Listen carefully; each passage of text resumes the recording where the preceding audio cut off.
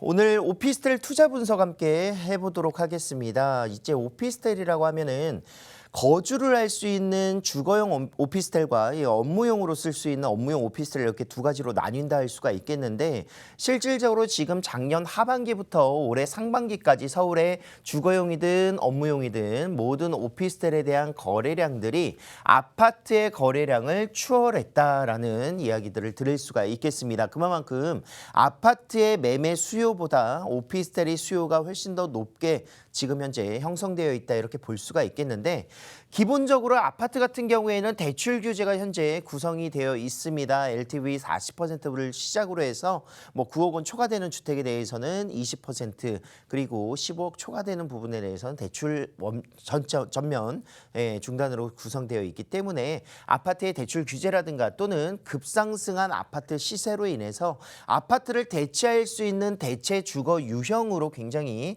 오피스텔이 인기를 얻고 있다 이렇게 볼 수가 있겠습니다. 자, 이것뿐만이 아니겠죠. 오피스텔이 인기 있는 이유, 그 이유에 대해서 몇 가지 한번 살펴보도록 하겠는데요.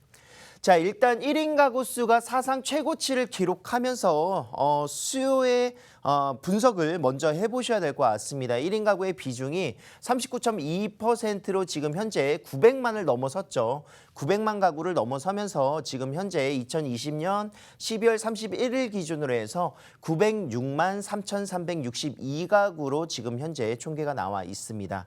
1인 가구의 비중은 역대 최고치를 기록한 수준이다 이렇게 볼 수가 있겠고 이 부분들은 세대원 수가 변화되는 이유 중에 하나는 가장 기본적인 이런 그런 그 분리세대라든가 또는 저출산이라든가 결혼을 하지 않는 이유 이런 부분들이 가장 크다 이렇게 볼 수가 있겠는데 이렇게 세대원 수의 변화가 이루어지게 되면은 부동산에 가장 큰 영향들을 끼칠 수밖에 없다라고 말씀을 드릴 수가 있겠습니다.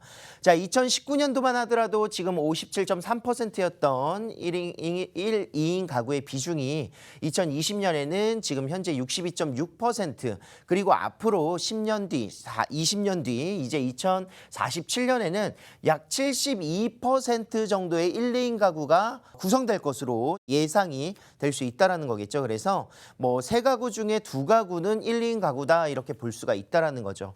결혼을 하지 않고 저출산의 고령화 등의 그런 사회 변화가 이루어지면서 1, 2인 가구의 형태로 계속해서 지금 바뀌기 때문에 이런 수요들에 대비해서 만족할 수 있는 주택을 공급해야 된다라고 이야기를 드릴 수가 있겠습니다.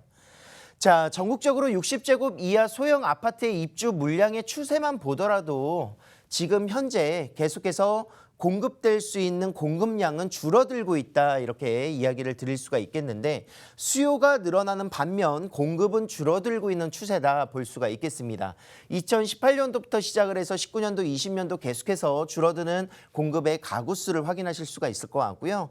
이런 만큼 이제 소형주택의 희소성들이 더욱더 올라간다는 뜻이고 5년간의 가격 상승률 가장 높았었던 평수가 바로 60제곱 이하 소형주택들의 가격 상승들이 가장 높았다는 것이 수요 대비 공급의 희소성이 계속 나타나고 있다 이렇게 볼 수가 있겠습니다.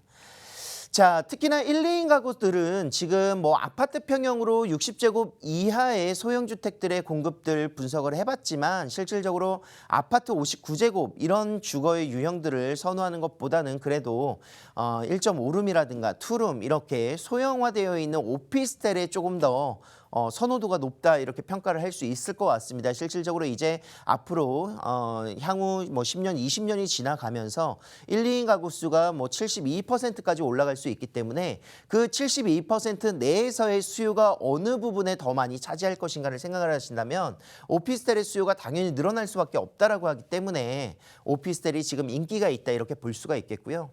자, 기본적인 세법이라든가 또는 이렇게 취득하시는 데 있어서 오피스텔의 장점들이 여러 가지가 있습니다. 자, 오피스텔은 취득록세가 4.6%로 구성되어 있죠. 지금 현재 주택분에 비해서는 주택이 1.1%였으니까 상대적으로 인기가 없었던 것도 사실입니다. 하지만 지금 현재 다주택자들에 대해서는 취득세가 중과가 되죠. 1.1%가 아닌 8%, 12%까지 주택수, 다주택이라면 주택수에 해당하는 있는 그 세율이 이제 중과가 된다는 것입니다. 하지만 오피스텔 같은 경우에는 세율 중과와 상관없이 1주택이든 2주택이든 3주택이든 뭐 100주택이든 다주택자들은 모두 다 취득록세 4.6%를 받을 수 있다는 점에서 굉장히 지금 현재 2주택, 3주택에 비해서는 뭐 절반가량 또는 3분의 1가량의 취득록세로서 굉장히 메리트가 있는 것도 사실인 거고요. 거기에 더불어서 아파트는 주택임대사업자가 등록이 불가능한데 오피스텔은 주택임대사업자 등록을 통해서 취득록세 85%까지 감면을 받을 수 있다는 혜택을 유지하실 수가 있겠습니다. 4.6%의 뭐 천여만 원 돈 이상의 그런 세금들이 나오더라도 85% 감면을 받으신다면 뭐 100만 원에서 300만 원 사이에 낼 수 있는 취득록세가 될 수 있기 때문에 굉장히 세제적인 부분에서의 혜택들, 절세할 수 있는 방법으로 투자할 수 있는 이유가 될 것이고요.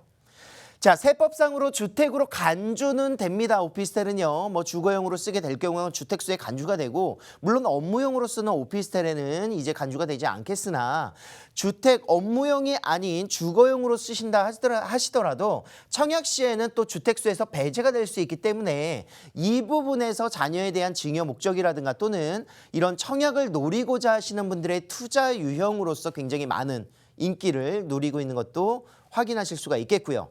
자, 아파트 가격 대비 저평가되어 있습니다. 실질적으로 아파트에 비해서 저평가되고 가격이 많이 오르지 않았었던 이유 중에 하나는 아까 말씀드렸던 취득록세의 갭 차이 때문에 인기가 조금 줄어들었었던 부분인데 지금 현재 그 갭 차이는 점점 메꿔지고 있다 이렇게 볼 수가 있겠고 그렇기 때문에 아파트의 가격 대비 저평가되어 있는 주거 유형으로서 굉장히 인기를 많이 누리실 수 있는 기회가 되겠죠.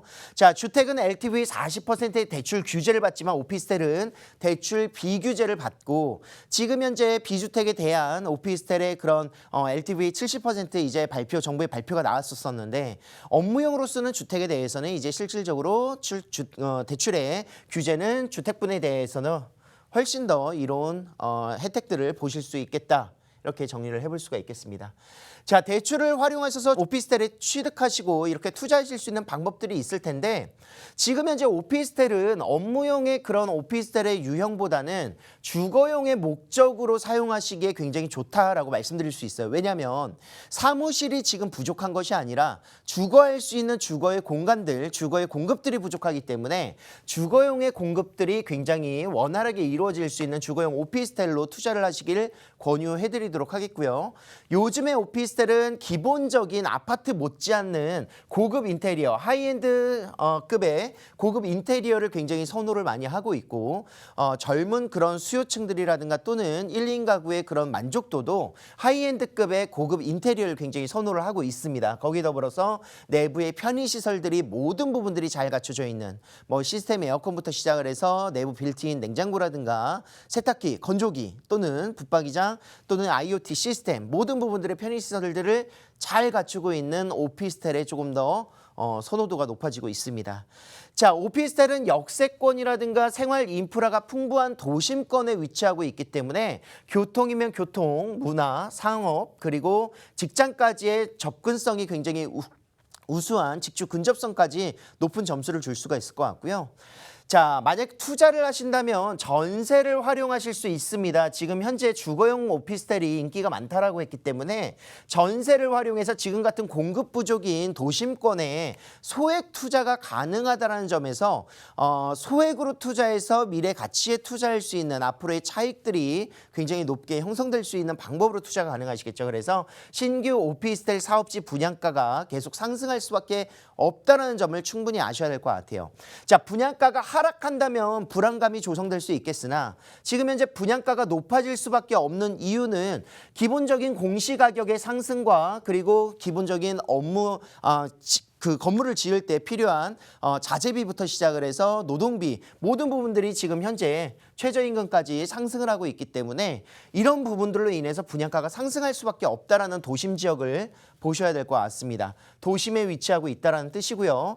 자, 안정적으로 월세를 받으시는 분들 같은 경우에도 원룸이라든가 1.5룸, 투룸 같은 경우에는 뭐 3룸, 아파트에 비해서 수익률이 굉장히 높게 형성되어 있죠. 그래서 월세 수입을 통해서 노후 준비를 하기에도 수익형 부동산으로 투자를 하기에도 높은 수익률에 기대할 수 있는 방법의 투자 유형이 바로 오피스텔이 된다.